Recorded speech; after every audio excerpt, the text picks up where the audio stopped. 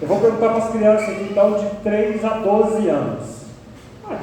Quem souber falar, o que é isso aqui na minha mão? Ó. Hã? A bolinha? Grão de areia. Não.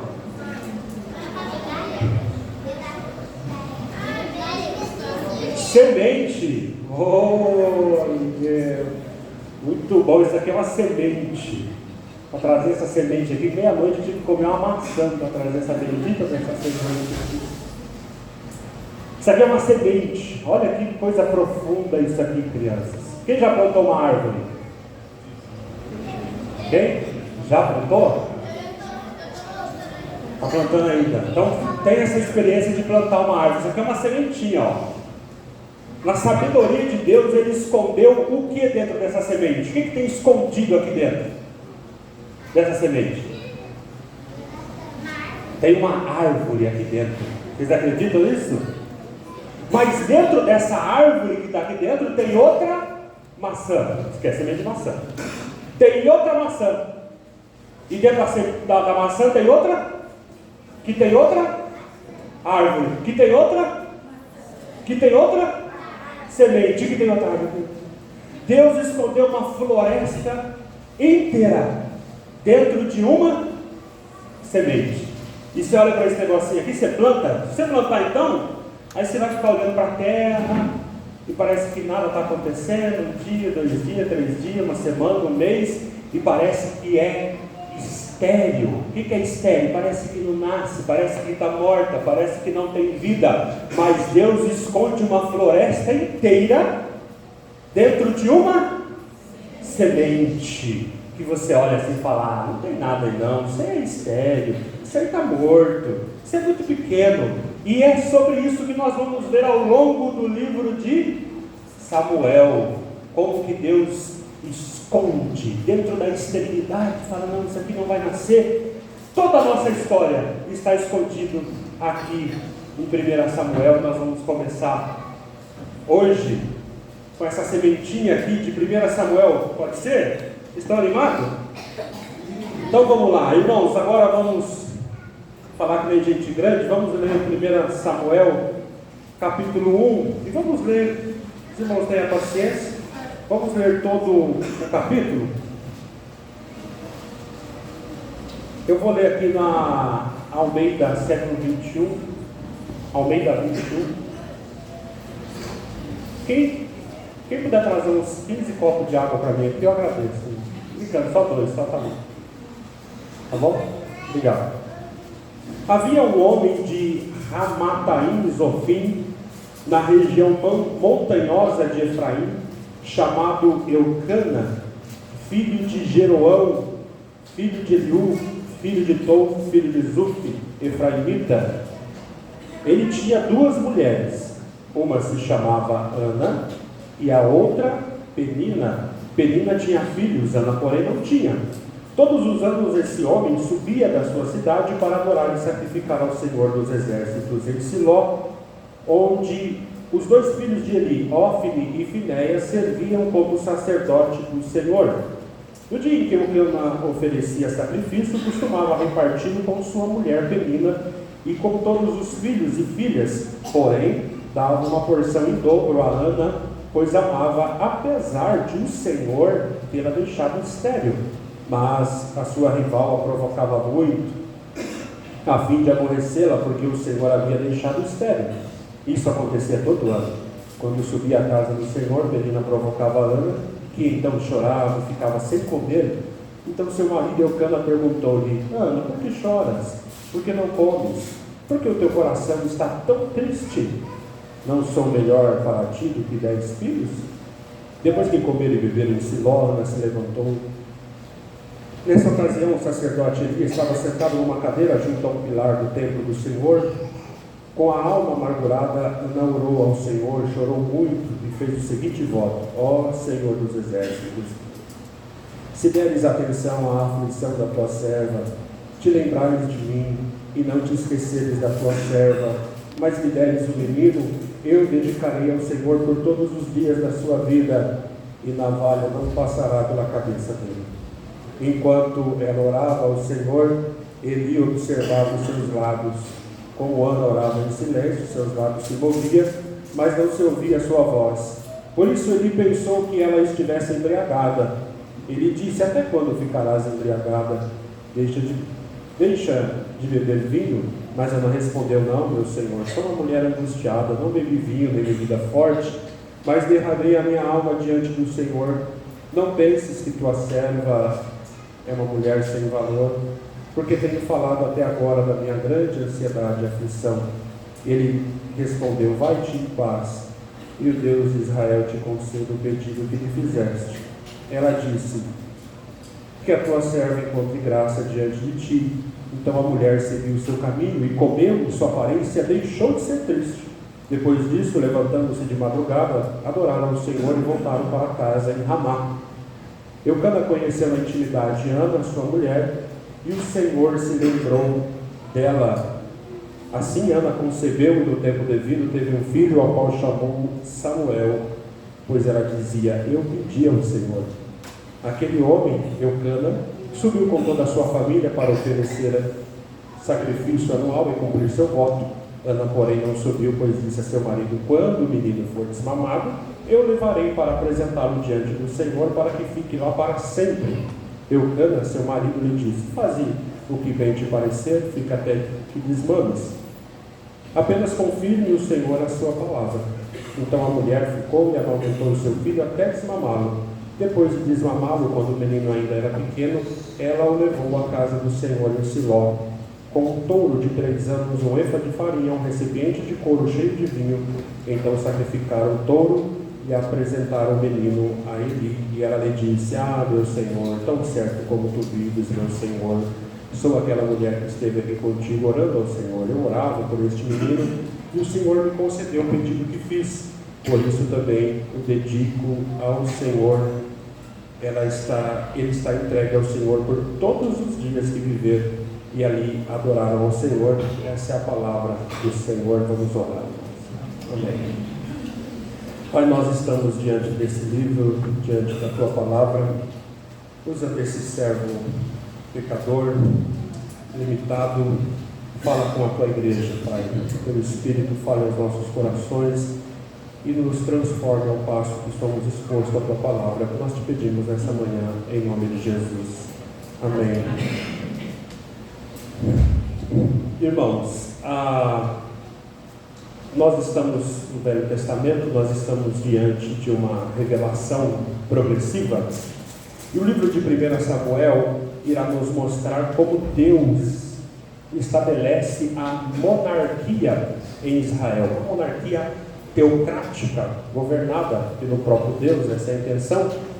E aqui nós estamos preparando o caminho para a chegada desse rei, que é segundo o coração de Deus, por meio de quem Deus vai cumprir a promessa em Israel. Então, 1 Samuel, do capítulo 1 ao 7, nós vamos ver a história de Samuel, um profeta da graça de Deus.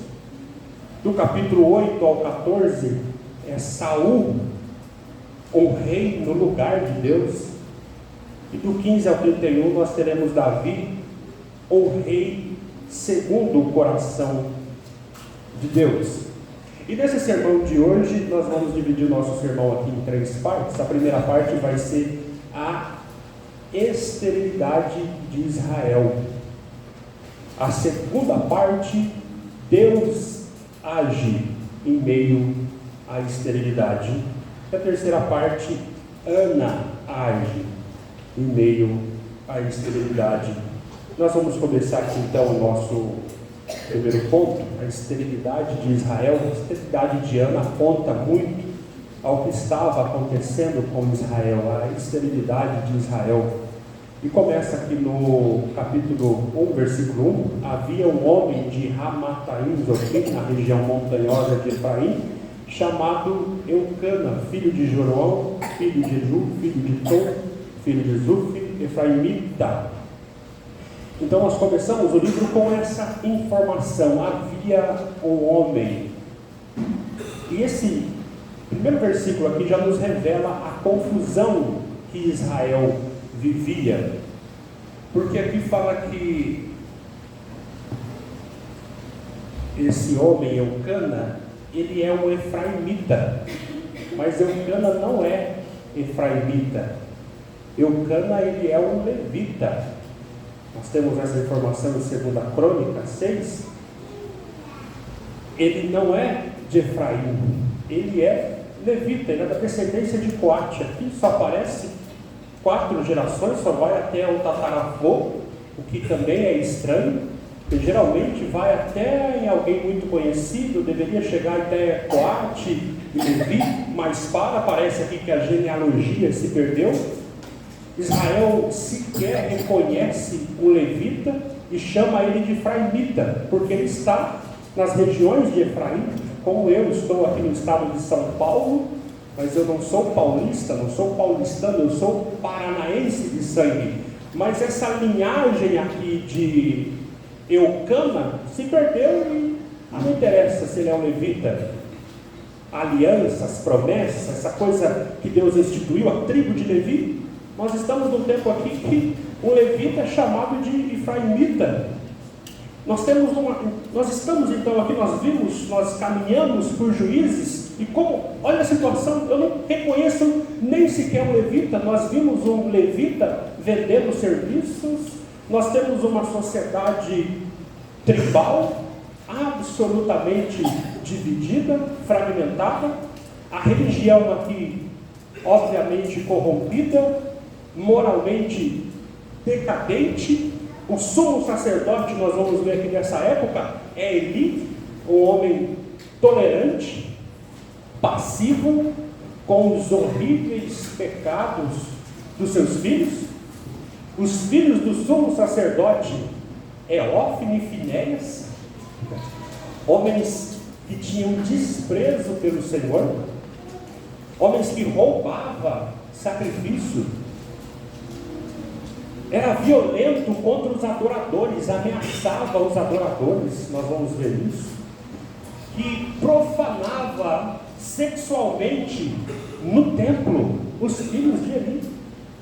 Eles mais tarde aqui, a teologia deles é tão ridícula, tão estúpida, que eles vão usar a arca do concerto como um amuleto para ir para a guerra. Eles vivem no pecado. Quando a guerra vem, quando o juízo vem, eles acham que simplesmente levar uma caixa lá para a guerra, eles vão ter vitória. A teologia desses homens é tão baixa que eles acham que a arca do concerto é um amuleto, e que Deus é um estepe, e que Deus cabe numa caixa que eu crio. Cada tribo aqui de Israel está agindo de forma independente, descoordenada, cheia de conflitos. Nós terminamos Juízes aqui numa barbárie, termina com um conflito sangrento entre as tribos contra a tribo de Benjamim, quase que extermina toda uma tribo, quase que desaparece uma tribo de Israel. E essa guerra revela o ódio, a vingança, a falta de mediação, colapso moral. O culto aqui nesse tempo, ele está centralizado não ainda em Jerusalém, quem vai fazer isso é Davi. O culto está centralizado em Siló, mas por todo Israel já havia altares, ídolos, práticas sincréticas, essa mistura de religiões em toda parte. A tribo de Dan, por exemplo, estabeleceu um sacerdote alternativo, ídolos domésticos. Os levitas estão espalhados, como é o caso aqui de Eucana, está lá na tribo de Efraim, isso não é um problema, mas ele sequer é reconhecido como um levita. É uma corrupção geral, e a ausência de um rei justo e de uma liderança profética faz com que esse laço que une Israel é dissolvido. E nós terminamos aqui Juízes, se os irmãos verem, o último versículo de Juízes: naqueles dias não havia rei em Israel, e cada um fazia o que parecia certo aos seus olhos. É nesse contexto que nós entramos em 1 Samuel. E por que nós estamos nesse caos aqui? Porque esse é o resultado de se fazer aquilo que lhe parece bem aos seus próprios olhos. O livre arbítrio do ser humano, se é que ele tem, ele é escravo do pecado. O homem, ele faz o que ele quer. Nós vemos aqui, eles estão fazendo o que eles querem fazer. Mas o problema é, o que é que você quer fazer? O homem, naturalmente, ele é escravo do pecado. E quando esse homem não é governado por Deus, ou pelo rei, segundo o coração de Deus, o resultado é esse. Todo Israel está fazendo aquilo que eles querem, mas o que ele quer é pecado continuadamente. É como um urubu. Você pega um urubu, ele come o que ele quer, mas o que ele quer, esse é o problema, é sempre carne podre. Ele pode escolher entre a zeba podre, o cavalo podre, o cachorro podre, mas o que ele quer é sempre podridão. Esse é o homem sem estar governado por um rei segundo o coração de Deus. Ele entregue a si mesmo, ele faz o que ele quer, mas o que ele quer sempre é podridão, sempre é pecado. E o pior juízo de Deus para um povo é entregar ele a si mesmo. Aliás, é isso que Paulo vai dizer em Romanos 1, dos juízos de Deus sobre uma família, uma igreja, uma nação, é deixar você fazer o que você quer fazer. A melhor coisa de Deus, o sinal da marca de Deus é ter um rei segundo o coração de Deus que te governa. Mas o juízo de Deus sobre alguém é Deus entregar ele a si mesmo. Ele vai nessa escalada, nesse ciclo vicioso dos juízes. Ele vai descendo, até que a nação entra nesse colapso. Israel está perto de um colapso. Então, muito cuidado, queridos. Quando você não quer ser governado por um rei que é segundo o coração de Deus, e você resiste a esse rei, Deus pode julgar você. E o mais assustador, que esse juízo de Deus pode parecer a primeiro momento uma coisa muito boa, porque aquele que Deus ama sempre terá um rei segundo o coração de Deus que vai tocar a sua vida. É como se Deus dissesse: amei Jacó. E naturalmente, na nossa mente natural, a gente fala: nossa, Deus amou Jacó. Então a vida de Jacó é uma beleza, é marcada pelo conforto, é marcada pela alegria, é marcada pelo sucesso. É isso? Não. A vida de Jacó é marcada por esse rei ferindo Jacó. A vida de Jacó é alguém que vai mancar a vida inteira. E quando chega no fim da vida, parece que vai ter um momento ali de descanso. Os filhos chegam com uma túnica cheia de sangue e falam: reconhece essa túnica? É do teu filho José. Certamente uma besta fera o comeu. E aborreci a Esaú.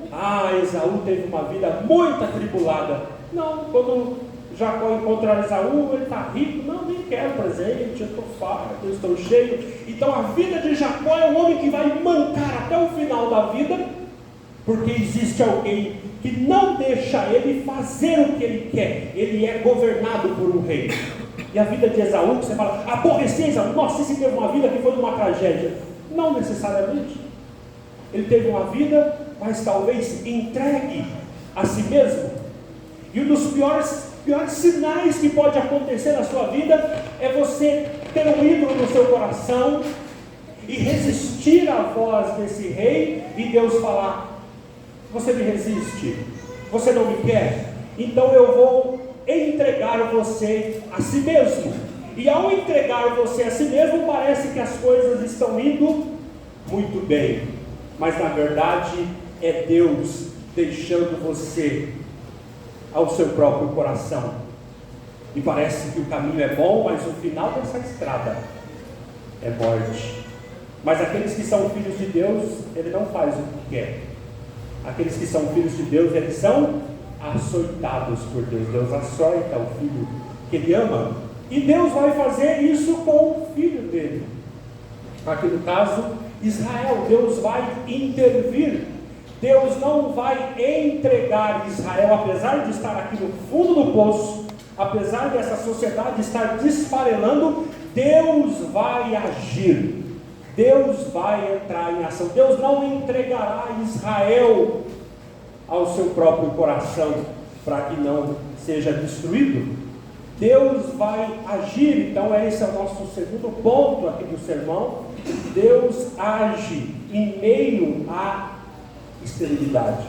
E 1 Samuel é isso, é Deus intervindo e não deixando o seu povo entregue ao seu próprio coração. Deus irá a partir de agora agir ativamente.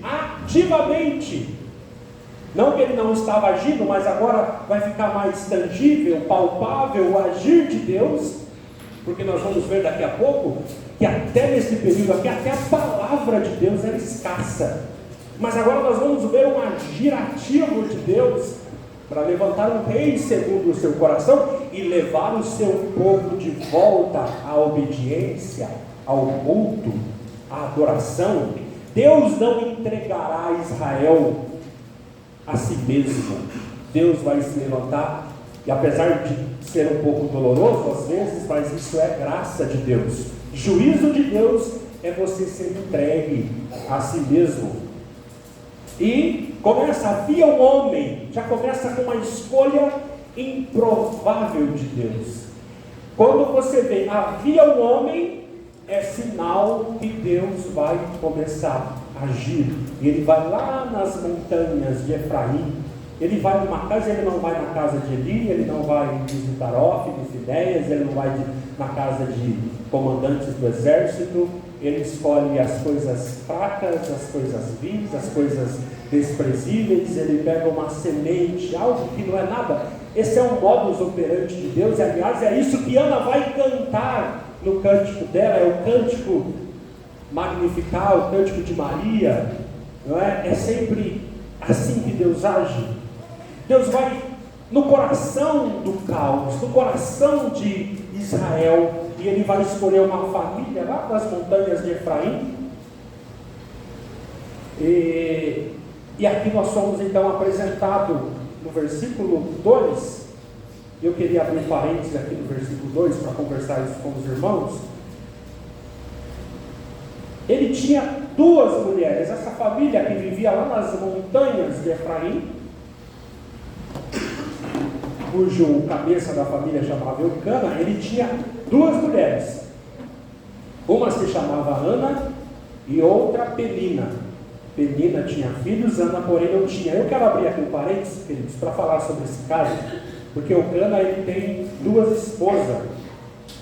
E é crucial entender que o Antigo Testamento descreve a poligamia, ter duas mulheres.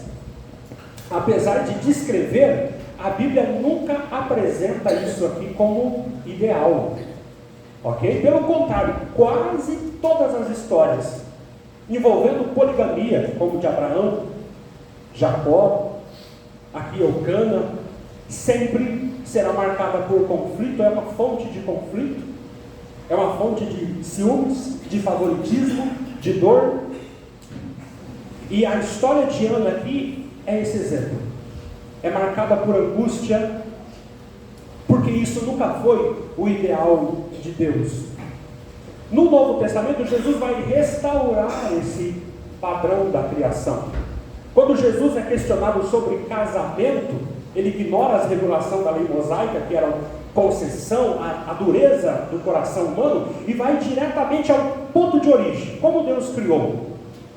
No princípio, não era assim. Não tem deslido lá Mateus 19, 4, 6, vai dizer, não tem deslido que no princípio o Criador fez homem e mulher, e disse, por isso deixará o homem pai e mãe, e se unirá, no singular, a sua mulher, e serão dois, uma só carne.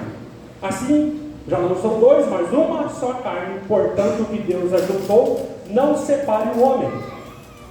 A argumentação de Jesus aqui é demolidora para a poligamia. É singular, homem e mulher, é uma união exclusiva, que é dois, não é três, não são quatro, e esses dois tornam uma só carne. Isso aqui é um padrão permanente. Jesus está dizendo, desde o princípio, esse é o plano original, atemporal de Deus, tornando qualquer desvio uma consequência da queda, o resultado do pecado, da dureza do coração do homem, não um plano a ser seguido. Nunca. Os apóstolos, eles vão aplicar esse padrão de Cristo à igreja. Isso é uma das qualificações para aqueles que desejam o episcopado. É necessário que o bispo seja irrepreensível, marido de uma só mulher. Os diáconos sejam maridos de uma só mulher. A teologia de casamento, lá em Efésios 5, que nós estamos vendo aqui com os casais, Paulo vai elevar o casamento a um mistério que reflete a união de Cristo, que é uma pessoa, e a igreja, a noiva. Essa analogia está inteiramente ligado a essa monogamia exclusiva. Cristo não tem múltiplas noivas, ele tem uma noiva que é a igreja, a quem ele ama, a quem ele se entregou. E o casamento terreno, ele deve espelhar essa verdade celeste. Um marido, uma esposa, uma união exclusiva que reflete o amor sacrificial de Cristo pela igreja. Paulo vai dizer em 1 Coríntios, mas por causa da prostituição, cada homem tenha a sua própria mulher e cada mulher o seu próprio marido. Mas vejamos, queridos, Eucana não era perfeito. Não era perfeito? A sua casa, ela tinha rachaduras. Mas Deus, em sua misericórdia, Ele vai começar uma nova fase da redenção, justamente ali, nessa casa que não tem um casamento ideal. Isso nos ensina duas coisas. Primeiro, que o padrão de Deus é claro: um homem, uma mulher. Segunda coisa, a graça de Deus age em famílias imperfeitas e pode trazer salvação onde há dor. A casa de Eucana, com sua estrutura aqui ferida, tensões emocionais e marcas do pecado, reflete a realidade de muitas famílias, inclusive na nossa igreja. Famílias que vão chegar, que chegou e que vão chegar, carregando as consequências de uma vida antes da graça de Deus. Decisões que famílias tomaram nos tempos de trevas, nos tempos da ignorância. E a graça de Deus não espera lares perfeitos para começar a agir. A casa de Eucana aqui não era ideal, mas é o lugar que Deus escolheu para começar a restaurar a aliança em Israel. Isso é totalmente aplicável a nós, e nós, como igreja, nós precisamos amadurecer nisso, porque muitos irmãos vão chegar à nossa comunidade com histórias quebradas, com filhos de casamento anteriores, divórcios passados, união irregular, cicatrizes profundas, e a igreja precisa olhar para essas histórias com verdade, mas com graça, com amor, reconhecendo o pecado, mas também o poder redentor de Deus em meio ao caos promovido pela ignorância e pelo pecado. Uma igreja reformada, uma igreja bíblica, precisa mais de arrependidos restaurados do que simplesmente famílias de vitrine.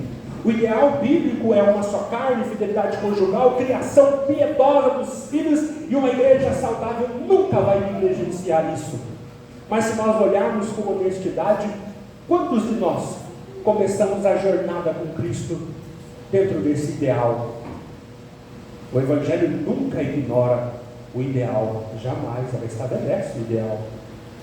Mas o Evangelho começa onde nós estamos. Onde você está? Não onde você deveria estar. Onde nós deveríamos estar, é o Evangelho que vai fazer isso. Mas ela começa onde nós estamos. Nós devemos ensinar, então, a verdade com fidelidade, mas também acolher com compaixão quem chega nesse campo tenebroso de batalha que é o mundo caído. E a igreja, ela não é uma galeria de troféus, mas é uma oficina de restauração, onde um ajudando o outro, nós vamos ajudando essas famílias. Eucana, ela fez o que era comum em sua época, mas isso não impediu Deus de usar a sua casa como um lugar de visitação. E essa Ana, que marcada por vergonha, por esterilidade, ela se torna símbolo da fé, oração, louvor. E a sua história, querido, ela não precisa ser perfeita para ser redimida. Você não está preso ao que você foi lá no passado. Você está incluído também, se você crê em Cristo, naquilo que Deus está fazendo agora. Ele transforma famílias com rachaduras em casas que estão quebrados, em lares quebrados. Deus trabalha nela também. Ou seja, Ele não deixou que a estrutura quebrada, isso é importante, porque às vezes nós podemos ficar presos nisso e parar agora de fazer o que deve ser feito. Não é isso que Eucana vai fazer no versículo 3. Ele vai levar a sua família a sacrificar ao Senhor, a adorar o Senhor. Ele não deixa que a estrutura quebrada fosse desculpa para negligência espiritual. Não importa se você está no segundo casamento, criando um filho sozinho, ou com marcas de uma vida anterior que você não tinha Cristo e não conhecia a palavra, a tua responsabilidade agora, ela permanece do jeito que está. Você é uma mãe sozinha? Solteira? Divorciada? Qual é a tua situação? Você conheceu Cristo? Você é chamado à responsabilidade, criar o seu filho a partir de agora, do temor do Senhor. E Deus honra a piedade, mesmo quando a estrutura ela é imperfeita. Ok? Então a conclusão é de que a casa de Eucana não era o ideal, mas era um lugar onde Deus estava presente. Isso ensina que a igreja, ela precisa ter doutrina, mas sempre marcada por compaixão. Ok, queridos? E agora, nós vamos ver aqui que Deus, Ele não estava começando ali.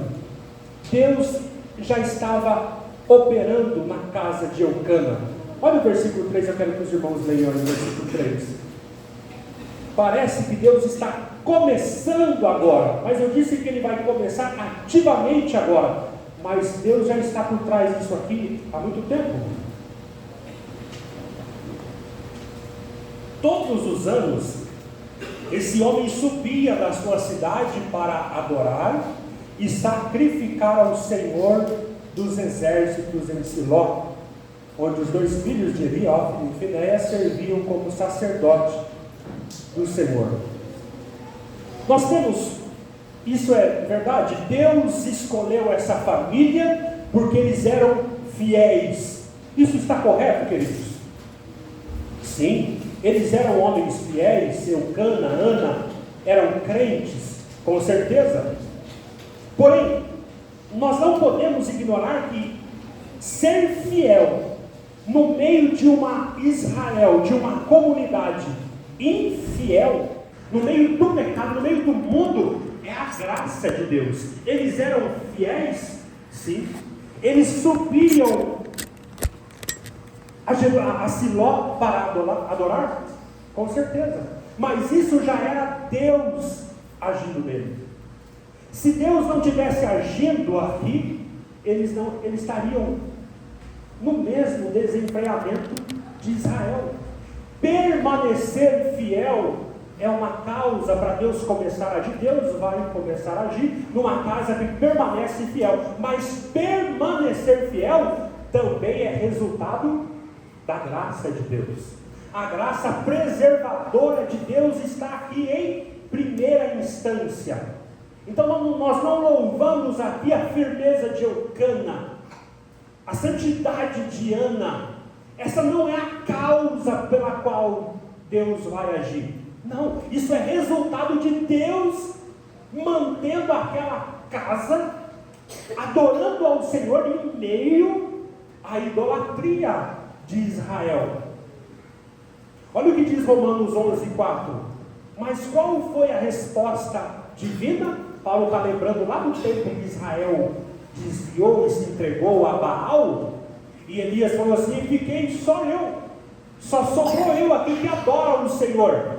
Qual que é a resposta divina? Paulo vai dizer: não, olha, presta atenção, eu reservei para mim 7.000 homens que não se dobraram diante de Baal. Queridos, a casa de Ana, a casa de Eucana, está firme no meio da idolatria de Israel. Não é a causa para Deus começar a agir. Deus já está agindo e essa casa está firme no Senhor. É a graça de Deus reservando esta casa, mantendo essa casa firme em meio à idolatria. É o que Deus disse para Elias: você não está sozinho, eu reservei 7.000 homens. Por que esses 7.000 homens também não descambaram para a idolatria a Baal? Porque eles são bons, porque eles são fortes, porque eles são melhores do que os outros? Não, porque Deus reservou para si. É o que vai dizer Isaías, capítulo 1, versículo 9: se o Senhor dos exércitos não nos tivesse deixado remanescente, olha a doutrina dos remanescentes aqui, se o Senhor não tivesse guardado os seus eleitos, se Deus tivesse entregado os seus eleitos, Isaías vai dizer: nós, Israel, já estaríamos como Sodoma e como Gomorra. Isso aqui só não virou uma Sodoma e Gomorra por causa dos meus eleitos. E eu reservei eles, e eu deixei eles, e eu mantive eles. Então, sempre que os irmãos olharem para um texto como esse, é tentador nós falarmos: Deus fez isso porque eles fizeram aquilo. Não, eles só estão fazendo aquilo porque a graça de Deus está preservando eles. Em última instância, é Deus perseverando em nós, é Deus preservando a casa de Eucana. Então Deus está aqui silenciosamente preparando o terreno. Ele estava construindo esse oásis aqui de fidelidade em meio a esse deserto de apostasia e dor e rebelião que Israel estava vivendo. Por isso que nós temos aqui um homem, Eucana, que é fiel ao Senhor. E tudo isso porque Deus tem um projeto de trazer esse rei que é segundo o seu coração. Eucana e Ana, eles são santos, eles creem no Senhor, eles servem ao Senhor, eles cultuam ao Senhor. Mas outra coisa que precisa ficar claro para nós caminharmos aqui no texto: a santificação, ela é progressiva. Nós somos chamados a esse crescimento. Apesar de eles serem crentes aqui, nós vamos perceber que Deus vai chamar a Ana a um relacionamento mais íntimo e mais profundo. Eles já são crentes, já são servos do Senhor. Nós vamos ver nos próximos versículos. Mas Deus vai trazer Ana a uma intimidade mais profunda. Deus quer gerar algo em Ana. Apesar dela ser crente, Deus vai aproximar dela. E isso precisa que a santificação cresça em Ana, que ela amadureça. E é possível, queridos, um crente, como nós vamos ver aqui, ser estéril. O que os irmãos acham? É possível eu ser crente, estar perseverando na fé pela graça de Deus, mas eu ficar estéril? Como é o caso de Ana. Ana aponta para Israel, mas o caso de Ana também é de esterilidade, não só natural, mas no interior dela há uma esterilidade. E Deus vai chamar ela a uma progressão, a um relacionamento mais profundo com Deus, para que ela saia dessa esterilidade. Eu queria que os irmãos, por favor, abrissem a Bíblia em 2 Pedro, capítulo 1. 2 Pedro, capítulo 1. Eu estou querendo que os irmãos entendam isso, porque eu quero apontar aqui que Ana, ela é crente, Eucana são crentes, mas são estéreis. Deus quer fazer algo a mais com Ana. A esterilidade dela não é só natural. Vamos ler do versículo 5 até o 10, e vai dizer assim, ó: olha como que funciona a santificação progressiva. Pode ser que todos aqui são aqueles que foram preservados pela graça de Deus. No meio de um mundo de pecado, está aqui um povo que é crente, é santo, que crê no Senhor Jesus. Mas nós fomos chamados a um relacionamento mais profundo com Cristo, um crescimento em santidade. E é possível que tenha muitos crentes aqui como Ana, estéril. E é possível um crente ficar estéril? Sim. Pedro vai dizer: por isso mesmo, falando para crente, isso aqui não é para ímpio, é para crente. Empregando a santificação tem esforço, empregando todo o vosso esforço, acrescentai a virtude à vossa fé, e o conhecimento à virtude, e o domínio próprio ao conhecimento, e a perseverança ao domínio próprio, e a piedade à perseverança, e a fraternidade à piedade, e o amor à fraternidade. Pois se essas coisas existirem e aumentarem em vós, elas não vos deixarão ociosas nem infrutíferos no pleno conhecimento de nosso Senhor Jesus Cristo. Percebe? Pois se essas coisas existirem e aumentarem em vós, elas não vos deixarão ociosos nem infrutífero, é esterilidade aqui, no pleno conhecimento de nosso Senhor Jesus Cristo. Pois aquele em quem essas coisas não existem está cego, vê somente o que está perto, visão limitada, não tem os olhos para a eternidade, tendo esquecido da purificação dos seus antigos pecados, do Evangelho. Portanto, irmãos, esforçai-vos cada vez mais por firmar o vosso chamado e eleição, porque fazendo isso, não tropeçareis jamais. Vejamos Ana, apesar de ser uma serva do Senhor, ela ainda é estéril, material. Mas nós vamos ver isso que aponta para o espiritual. No versículo de 6 a 7, Penina provocava muito Ana. E como que Ana lidava com a provocação de Penina? A palavra vai dizer que ela chorava. Olha a situação de Ana. Quando ela era provocada por Penina, ela chorava muito. E ela ficava sem comer. A piedade de Ana, ela é real, mas ela é limitada. Ana, ela não é ímpia. Nós vamos ver a mudança drástica que acontece na vida de Ana. Ana aqui não é ímpia. Ela acompanha Eucana todos os anos para adorar. Nós vemos isso no versículo 3. Ela mantém os ritos da fé. Enquanto o pessoal está adorando outros deuses, na idolatria, ela mantém a fé no Senhor. Ela participa do culto. Ela recebe porção no sacrifício. Ela é chamada de servo do Senhor no versículo 11, o que indica aqui que ela tem um coração reverente. A sua identidade, aqui nós temos um problema, está presa ao fato de ela não ter filhos, e essa humilhação define Ana. Ela chora, ela está amargurada, ela não come, E a cada provocação de Penina, é interessante que dá a entender o texto, que essa provocação acontecia quando eles iam para o templo. Parece que Penina dizia: olha, você serve a Deus e continua infértil, será mesmo que você é amado de Deus? Será mesmo que você é filho de Deus? Porque sempre foi uma expectativa das mulheres gerar o menino, porque o Redentor, aquele que vai pisar a cabeça da serpente, é um menino. Uma mulher que não gera, será mesmo que Deus te ama? O que você vai fazer no templo? Por que você vai subir a Siló? Isso afundava ela em tristeza. Você vê que ela crê, mas não é uma fé madura.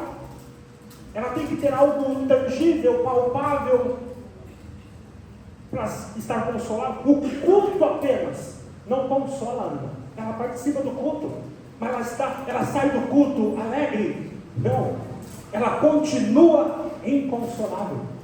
Até o marido pergunta a ela, dá porção dobrada a ela, mas nem o amor do marido a satisfaz. Ela participa do culto, mas ela continua aflita. A sua piedade ainda não é condicionada. Se eu tiver um filho, eu vou ter paz. E a fé madura, queridos, ela não se mede simplesmente pela sua frequência no templo, no culto, mas é pela reação diante da dor. A fé madura é aquela que diante da esterilidade, e nós vamos ver isso acontecer em Ana, diante da esterilidade, ela busca conhecer o caráter de Deus, antes da solução do problema. E Ana não chegou nesse ponto ainda, por isso ela chora. Até aqui, no versículo 8, nós não vemos nenhum movimento de oração em Ana. Ela não está chorando. Ela chora, mas ela não ora. Nós não temos aqui. Ela se isola, mas ela não se derrama diante do Senhor. Essa comunhão não está viva. Ela só está sofrendo. E queridos, eu não quero minimizar aqui a dor de Ana. A dor de Ana, ela é genuína, ela é verdadeira, não é teatral, não é algo inventado. Ela se afunda no choro, ela jejua, mas nós não vemos clamor em Ana. Isso mostra que sofrer apenas, queridos, não é sinônimo de buscar a Deus. A dor, ela pode te empurrar para a solidão, pode te empurrar para o ressentimento. A dor pode te empurrar à autocomiseração. Autocomiseração é pena de si mesmo. Ai, que dó de mim, como eu estou sofrendo, eu não mereço isso. Ou para a cruz. A dor, ela vai fazer uma dessas duas coisas com você. Ou ela te afunda na solidão, na autocomiseração, no ressentimento, na amargura. Amargura é você olhar para o passado e dizer: Deus errou comigo. Ou isso te levar para a cruz. E até o versículo 7, nós vemos isso em Ana. Mas algo impressionante, porque no versículo 6 vai dizer: mas sua rival provocava muito, a fim de aborrecê-la. Olha isso, queridos. Porque o Senhor havia deixado estéril. Quem que deixou Ana estéril? O Senhor. Por trás de todo esse sofrimento de Ana, quem está por trás? O Senhor. Deus deixou Ana estéril. Deus decretou o sofrimento de Ana. Isso não é coisa do acaso. Mas esse sofrimento que Deus decretou na vida de Ana, sempre é assim a agenda de Deus. Deus nunca coloca em nós um sofrimento para te ver sofrer apenas. Deus tem um propósito. Paulo vai dizer: tudo coopera para o bem, até a esterilidade. E a esterilidade de Ana, provocada pelo próprio Deus, é para empurrá-la a Samuel, a Davi, a Jesus Cristo. O projeto final de Deus é Cristo, e que passa pela esterilidade de Ana. Sem a esterilidade, Ana não teria sido provocada. Se Ana não fosse provocada, ela não teria orado, clamado, não teria Samuel. Se não tem Samuel, não tem Davi. Se não tem Davi, não tem Cristo. Veja, queridos, tudo faz parte de um plano eterno de Deus, inclusive a esterilidade de Ana. E se Ana não fosse estéril? Você não percebe? Se não há essa dor na vida de Ana, e ela fosse uma mulher fértil, teria um menino? Talvez nem seria Samuel o nome, porque Samuel significa eu pedi ao Senhor, mas se eu não sou estéril, por que eu vou pedir? Eu me acho autossuficiente. Pega lá o menino, dá um nome qualquer, vou entregar no templo? Não. Se não entrega no templo, vai ser sacerdote? Não. Vai ser juiz? Não. Vai ser profeta? Não. Ungiria Davi? Não. Você vê?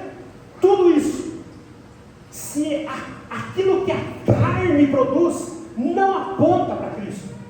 Mas quando você tem um ventre estéril, o ventre de Ana é um sepulcro. A carne não pode fazer absolutamente nada, mas é daqui que vai vir a salvação. É Deus empurrando. A sepultura do ventre de Ana é que empurrou ela à oração.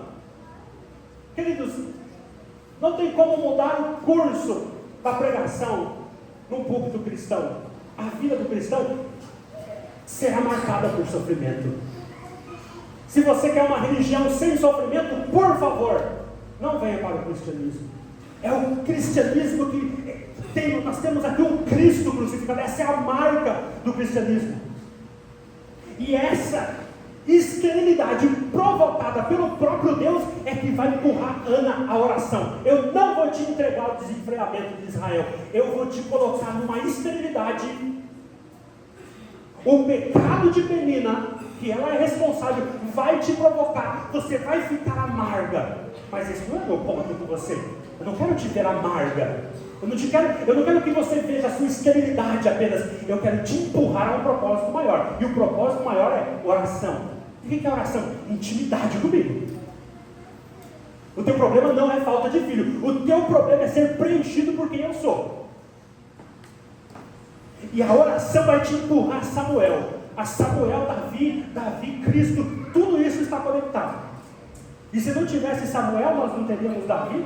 Se não tivéssemos Davi, nós não teríamos Cristo. Tudo aqui aponta para Cristo, esse rei segundo o coração de Deus. Queridos, se Deus é soberano sobre todas as coisas, tudo na sua vida te empurra para Cristo. Coloque isso, creia nisso.